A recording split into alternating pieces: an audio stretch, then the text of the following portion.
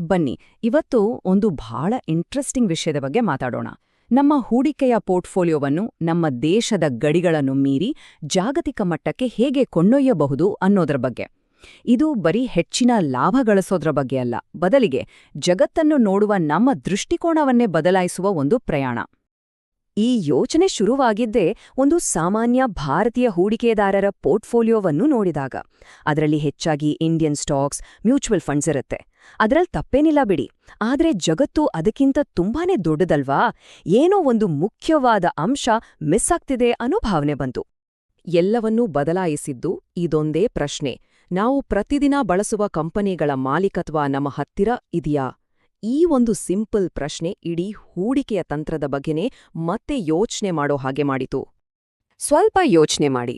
ನಾವು ಬೆಳಗ್ಗೆ ಏಳೋದೇ ಐಫೋನ್ ಅಲಾರಂನಿಂದ. ಏನಾದ್ರೂ ತಿಳ್ಕೋಬೇಕಂದ್ರೆ ಗೂಗಲ್ ಮಾಡ್ತೀವಿ. ಆಫೀಸ್ ಕೆಲಸಕ್ಕೆ ಮೈಕ್ರೋಸಾಫ್ಟ್ ಟೂಲ್ಸ್ ಬೇಕೇ ಬೇಕು. ನಮ್ಮ ಜೀವನ ಈ ಜಾಗತಿಕ ದೈತ್ಯ ಕಂಪನಿಗಳ ಜೊತೆ ಅಷ್ಟೊಂದು ಬೆರ್ತ್ ಹೋಗಿದೆ. ಆದ್ರೆ ನಮ್ಮ ಇನ್ವೆಸ್ಟ್ಮೆಂಟ್ ಪೋರ್ಟ್ಫೋಲಿಯೋ ನೋಡಿದ್ರೆ ಆಶ್ಚರ್ಯ, ಈ ಕಂಪನಿಗಳಲ್ಲಿ ಒಂದೂ ಅಲ್ಲಿರ್ಲಿಲ್ಲ. ಅದೇ ನೋಡಿ, ಆ ಯುರೇಕಾ ಮೂಮೆಂಟ್ ಅಂತಾರಲ್ಲ, ಆ ಥರ. ಕೇವಲ ಒಬ್ಬ ಗ್ರಾಹಕನಾಗಿ, ಒಬ್ಬ ಯೂಸರ್ ಆಗಿ ಇದ್ರೆ ಸಾಕಾಗಲ್ಲ ಅಂತ ಅನ್ನಿಸಿದ್ದು ಆಗ್ಲೇ. ನಮ್ಮ ದೈನಂದಿನ ಜೀವನಕ್ಕೆ ಶಕ್ತಿ ತುಂಬುತ್ತಿರುವ ಈ ಜಾಗತಿಕ ಇನೋವೇಷನ್ನಲ್ಲಿ ನಾವು ಯಾಕೆ ಪಾಲುದಾರರಾಗಬಾರದು? ಹಾಗಾಗಿ ಈ ಇಡೀ ಬದಲಾವಣೆಯ ಹಿಂದಿನ ಉದ್ದೇಶ ಬರೀ ದುಡ್ಡು ಮಾಡೋದಷ್ಟೇ ಆಗಿರ್ಲಿಲ್ಲ, ಅದಕ್ಕಿಂತ ಒಂದು ದೊಡ್ಡ ಮತ್ತು ಆಳವಾದ ಕಾರಣವಿತ್ತು. ಅದು ಭವಿಷ್ಯದಲ್ಲಿ ಒಂದು ಪಾಲನ್ನು ಹೊಂದುವುದರ ಬಗ್ಗೆ. ಯುಎಸ್ ಮಾರ್ಕೆಟ್ನಲ್ಲಿ ಹೂಡಿಕೆ ಮಾಡೋಕೆ ಮುಖ್ಯ ಕಾರಣ ಬರೀ ರಿಟರ್ನ್ಸ್ ಅಲ್ಲ, ಬದಲಿಗೆ ಇನ್ನೋವೇಷನ್. ಅಂದ್ರೆ ಮುಂದಿನ 10-20 ವರ್ಷಗಳಲ್ಲಿ ಜಗತ್ತನ್ನೇ ಬದಲಾಯಿಸೋ ಶಕ್ತಿ ಇರೋ ಕಂಪನಿಗಳಲ್ಲಿ ಪಾಲುದಾರರಾಗೋದು. ಯುಎಸ್ ಮಾರುಕಟ್ಟೆ ಕೇವಲ ಹಣದ ಮಾರುಕಟ್ಟೆ ಅಲ್ಲ, ಅದು ಹೊಸ ಹೊಸ ಆಲೋಚನೆಗಳ ಮಾರುಕಟ್ಟೆ. ಈ ಕಂಪನಿಗಳು ಬರೀ ಪ್ರಾಡಕ್ಟ್ಸ್ ಮಾರಿ ಲಾಭ ಮಾಡ್ತಿಲ್ಲ, ಅವು ನಮ್ಮ ಜೀವನ ಶೈಲಿಯನ್ನೇ ಬದಲಾಯಿಸ್ತಿವೆ, ನಮ್ಮ ಸಮಾಜದ ಮೇಲೆ ದೊಡ್ಡ ಮಟ್ಟದ ಪ್ರಭಾವ ಬೀರುತ್ತಿವೆ. ಅವರು ಸೃಷ್ಟಿಸ್ತಿರೋದು ಕೇವಲ ಉತ್ಪನ್ನಗಳಲ್ಲ, ಅವು ದೊಡ್ಡ ಮಟ್ಟದ ಬದಲಾವಣೆಗಳು. ಇಲ್ಲಿ ಅರ್ಥ ಮಾಡ್ಕೋಬೇಕಾದ ಮುಖ್ಯ ವಿಷಯ ಏನು ಅಂದ್ರೆ, ನಾವು ಬರೀ ಇಂಡಿಯನ್ ಮಾರ್ಕೆಟ್ನಲ್ಲೇ ಇನ್ವೆಸ್ಟ್ ಮಾಡಿದ್ರೆ ಈ ದೊಡ್ಡ ಇನೋವೇಷನ್ ಕಥೆಗಳಲ್ಲಿ ನಾವು ಬರೀ ಗ್ರಾಹಕರಾಗಿ ಹೊರಗೆ ನಿಂತು ನೋಡ್ತೀವಿ ಅಷ್ಟೇ. ಆದರೆ ಜಾಗತಿಕವಾಗಿ ಹೂಡಿಕೆ ಮಾಡಿದಾಗ ನಾವು ಆ ಕಥೆಯ ಒಂದು ಭಾಗವಾಗ್ತೀವಿ, ಓನರ್ ಆಗ್ತೀವಿ. ಸರಿ, ಈ ಫಿಲಾಸಫಿ ಎಲ್ಲ ಒಂದು ಕಡೆ ಇರಲಿ, ಈಗ ಸ್ವಲ್ಪ ನಂಬರ್ಸ್ ಬಗ್ಗೆ ಮಾತಾಡೋಣ. ಹಣಕಾಸಿನ ದೃಷ್ಟಿಯಿಂದ ಇದು ಹೇಗೆ ಕೆಲಸ ಮಾಡುತ್ತೆ, ಹೇಗೆ ನಮ್ಮ ಆದಾಯಕ್ಕೆ ಒಂದು ಹೊಸ ಆಯಾಮವನ್ನು ಕೊಡುತ್ತೆ ಅನ್ನೋದನ್ನ ನೋಡೋಣ. ಯುಎಸ್ನಲ್ಲಿ ಹೂಡಿಕೆ ಮಾಡಿದಾಗ ನಮಗೆ 2 ರೀತಿಯಲ್ಲಿ ಲಾಭ ಆಗೋ ಸಾಧ್ಯತೆ ಇರುತ್ತೆ. ಒಂದು, ಆ ಕಂಪನಿಯ ಶೇರ್ ಬೆಲೆ ಏರೋದು. ಇನ್ನೊಂದು, ಡಾಲರ್ ಎದುರು ರೂಪಾಯಿ ಮೌಲ್ಯ ಕುಸಿದ್ರೆ ಅದರಿಂದಲೂ ನಮಗೆ ಎಕ್ಸ್ಟ್ರಾ ರಿಟರ್ನ್ಸ್ ಸಿಗುತ್ತೆ. ಇದನ್ನೇ ಡಾಲರ್ ಅಪ್ರಿಸಿಯೇಷನ್ ಅಂತ ಕರೆಯೋದು. ಇದನ್ನ ಬಹಳಷ್ಟು ಜನ ಮರ್ತೇ ಬಿಡ್ತಾರೆ. ಆದರೆ ಒಂದು ವಿಷಯ ನೆನಪಿರಬೇಕು, ಈ ಡಾಲರ್ ಅಪ್ರಿಸಿಯೇಷನ್ ಅನ್ನೋದು ಒಂದು ಬೋನಸ್ ಅಷ್ಟೇ. ಇದೇ ಹೂಡಿಕೆಗೆ ಮುಖ್ಯ ಕಾರಣ ಆಗ್ಬಾರ್ದು. ಯಾಕಂದ್ರೆ ಕರೆನ್ಸಿ ಮಾರ್ಕೆಟಲ್ಲಿ ಯಾವುದೇ ಗ್ಯಾರಂಟಿ ಇರೋದಿಲ್ಲ. ಆದ್ರೂ ಲಾಂಗ್ ಟರ್ಮ್ನಲ್ಲಿ ಇದು ಒಳ್ಳೆ ಪರಿಣಾಮ ಬೀರ್ಬೋದು. ಹಾಗಾಗಿ ಇದನ್ನ ಇಂಡಿಯಾ ವರ್ಸಸ್ ಯುಎಸ್ ಅಂತ ನೋಡೋದೇ ತಪ್ಪು. ಇದು ಇಂಡಿಯಾ ಇಂಟು ಯುಎಸ್.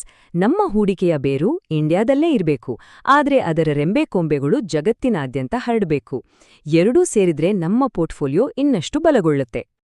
ಓಕೆ, ಇದೆಲ್ಲ ಕೇಳೋಕೆ ಚೆನ್ನಾಗಿದೆ, ಆದ್ರೆ ಇದು ಲೀಗಲ್ ಹೌದಾ? ಇದ್ರಲ್ಲೇನಾದ್ರೂ ರಿಸ್ಕ್ ಇದೆಯಾ? ಈ ಥರದ ಪ್ರಶ್ನೆಗಳು ಸಹಜವಾಗಿ ಬರುತ್ತೆ. ಸೊ ಬನ್ನಿ ಅದ್ರ ಬಗ್ಗೆನೂ ಸ್ಪಷ್ಟವಾಗಿ ತಿಳ್ಕೊಳ್ಳೋಣ. ಭಾರತದಿಂದ ಯುಎಸ್ ಸ್ಟಾಕ್ಸ್ನಲ್ಲಿ ಇನ್ವೆಸ್ಟ್ ಮಾಡೋದು 100% ಕಾನೂನುಬದ್ಧ.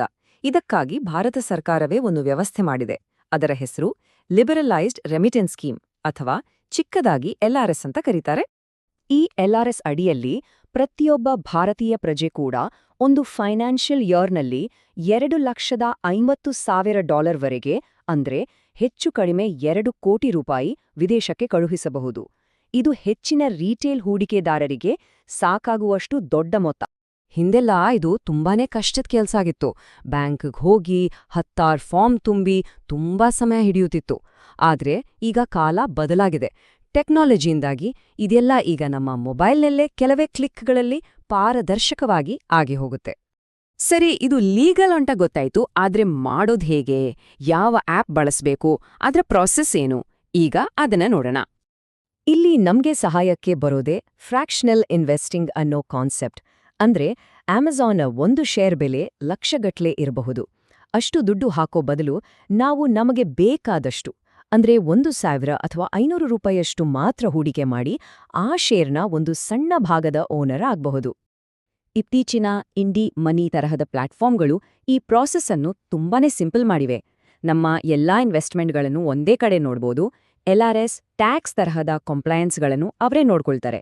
ಅಷ್ಟೇ ಅಲ್ಲ, ತಿಂಗಳಿಗೆ ಕೇವಲ 500 ರೂಪಾಯಿಂದ ಕೂಡ SIP ಶುರು ಮಾಡಬಹುದು. ಈ ಚಾರ್ಟ್ ನೋಡಿ, ಬೇರೆ ಬೇರೆ ಬ್ರೋಕರ್ಗಳ ಚಾರ್ಜಸ್ ಹೇಗಿದೆ ಅಂತ ಗೊತ್ತಾಗತ್ತೆ.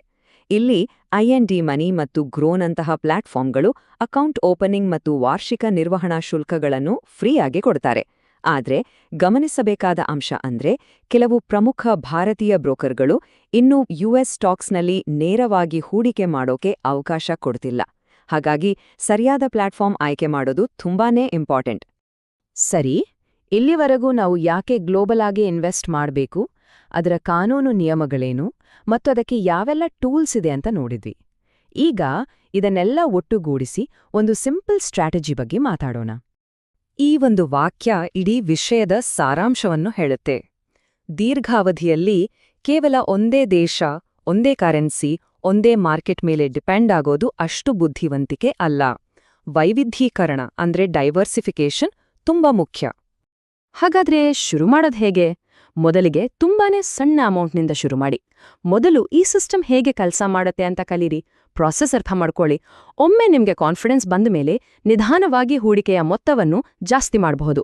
ಮೊದಲು ಕಲಿ, ಆಮೇಲೆ ಗಳಿಸು. ಕೊನೆಯದಾಗಿ ಈ ಇಡೀ ಚರ್ಚೆ ನಮ್ಮನ್ನು ಒಂದು ಪ್ರಮುಖ ಪ್ರಶ್ನೆಯ ಮುಂದೆ ತಂದು ನಿಲ್ಲಿಸುತ್ತೆ. ನಮ್ಮ ಇನ್ವೆಸ್ಟ್ಮೆಂಟ್ ಪೋರ್ಟ್ಫೋಲಿಯೋ ಎಷ್ಟರ ಮಟ್ಟಿಗೆ ಗ್ಲೋಬಲ್ ಆಗಿದೆ? ನಾವು ಒಂದೇ ಬುಟ್ಟಿಯಲ್ಲಿ ಎಲ್ಲಾ ಮೊಟ್ಟೆಗಳನ್ನು ಇಟ್ಟುತ್ತಿದ್ದೇವೆಯಾ?